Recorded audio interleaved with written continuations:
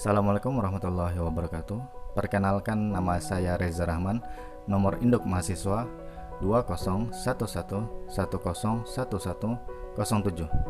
Mahasiswa Institut Agama Islam Negeri Samarinda. Tema kita kali ini Pancasila dalam kajian sejarah bangsa Indonesia. Di sini saya akan menjelaskan mengenai pengertian Pancasila, Pancasila di era pra-kemerdekaan dan Pancasila di era kemerdekaan. Yang pertama, pengertian Pancasila. Pancasila merupakan 5 nilai dasar luhur yang ada dan berkembang di Indonesia sejak dahulu.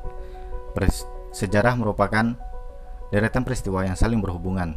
Peristiwa-peristiwa di masa lampau yang berhubungan dengan kejadian di masa sekarang, dan semuanya bermuara pada masa yang akan datang, yang bertujuan agar Indonesia tidak mengalami akan hal yang sama.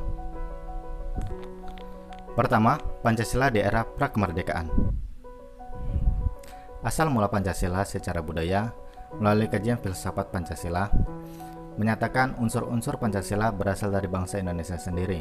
Walaupun secara formal Pancasila baru dinyatakan sebagai dasar negara Republik Indonesia pada tanggal 18 Agustus 1945. Namun jauh sebelum pada tanggal tersebut, bangsa Indonesia telah memiliki nilai unsur-unsur Pancasila dan bahkan mereka melaksanakan dalam kehidupan mereka sehari-hari. Bangsa Indonesia memberikan bukti yang dapat kita cari dalam berbagai macam, yakni adat istiadat, tulisan, bahasa, kesenian, kepercayaan agama, dan kebudayaan. Mr. Muhammad Yamin dinamakan Jakarta Charter atau Piagam Jakarta. Di dalam rancangan pembukaan alinea keempat, terdapat rumusan Pancasila dan tata urutannya tersusun secara sistematis. 1. Ketuhanan dengan kewajiban menjalankan syariat Islam bagi pemeluk-pemeluknya. 2. Kemanusiaan yang adil dan beradab. 3. Persatuan Indonesia. 4. Kerakyatan yang dipimpin oleh hikmat kebijaksanaan dalam permusyawaratan perwakilan. 5. Keadilan sosial bagi seluruh rakyat Indonesia. Selain itu, Piagam Jakarta alinea ketiga juga membuat rumusan teks proklamasi kemerdekaan Indonesia yang pertama, dan berbunyi, atas berkat rahmat Allah yang Maha Kuasa dan dengan didorongkan keinginan luhur supaya berkehidupan kebangsaan yang bebas, maka rakyat Indonesia menyatakan dengan ini kemerdekaannya. Kalimat ini merupakan cetusan dari hati nurani bangsa Indonesia yang diungkapkan sebelum proklamasi kemerdekaan, sehingga dapat disebut sebagai Declaration of Indonesia Independence. Kedua, Pancasila di era kemerdekaan.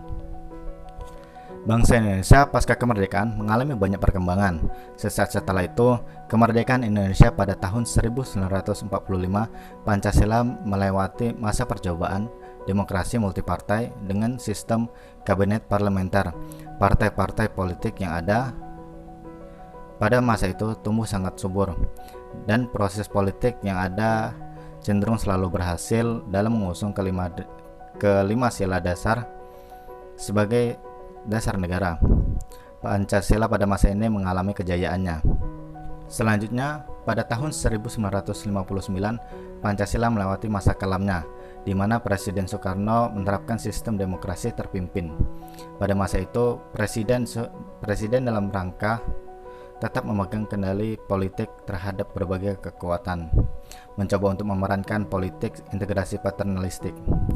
Pada akhirnya, sistem ini seakan mengkhianati nilai-nilai yang ada dalam Pancasila itu sendiri.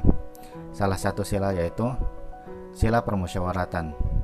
Kemudian pada tahun 1965 terjadi peristiwa bersejarah di Indonesia, di mana Partai Komunis berusaha melakukan pemberontakan. Pada tanggal 11 Maret 1965, Presiden Soekarno memberikan wewenang kepada Jenderal Soeharto atas Indonesia. Ini merupakan awal era Orde Baru, yang dimana kemudian Pancasila mengalami mistifikasi. Pancasila pada masa itu menjadi kaku dan mutlak pemaknaannya. Pancasila pada masa pemerintahan Presiden Soeharto kemudian menjadi core values, yang pada akhirnya kembali menodai nilai-nilai yang sesungguhnya terkandung dalam Pancasila itu sendiri. Pada tahun 1998, pemerintahan Presiden Soeharto berakhir dan Pancasila kemudian masuk ke dalam era baru, yaitu era demokrasi hingga saat ini. Sekian dari saya. Kelebihan datangnya dari Allah dan kekurangan datangnya dari diri saya sendiri. Wassalamualaikum warahmatullahi wabarakatuh.